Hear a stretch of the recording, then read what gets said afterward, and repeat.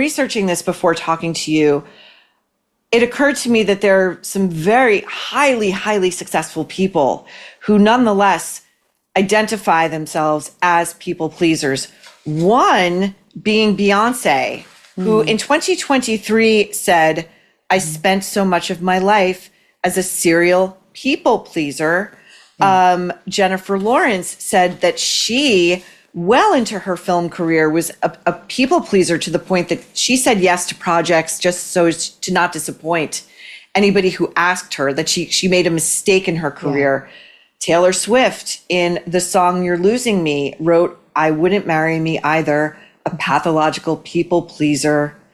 Lena Dunham, to me, presents as a people pleaser. Mm-hmm. Billy Joel, in his recent documentary, grew up in a very difficult home and in adulthood seemed to have gone the opposite way, and says on camera, I don't need your authority to get me there. Mm-hmm. So could you talk to us about, you cover different types of people pleasers, like sub genius of people pleasers. Yeah. But what in essence marks a people pleaser, and how do you know if you are one?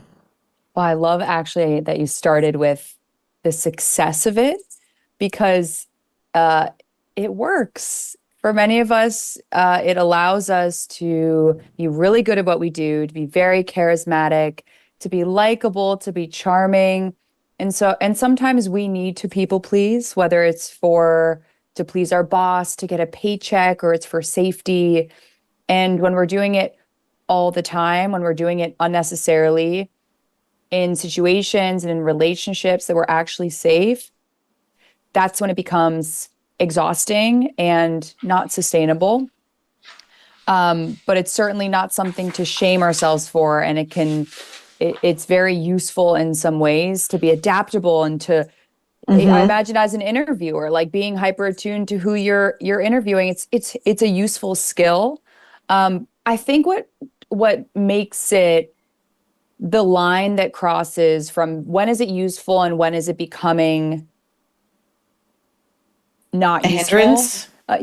Is when we're carrying it unconsciously into situations where we don't need it, and we are abandoning ourselves in the process.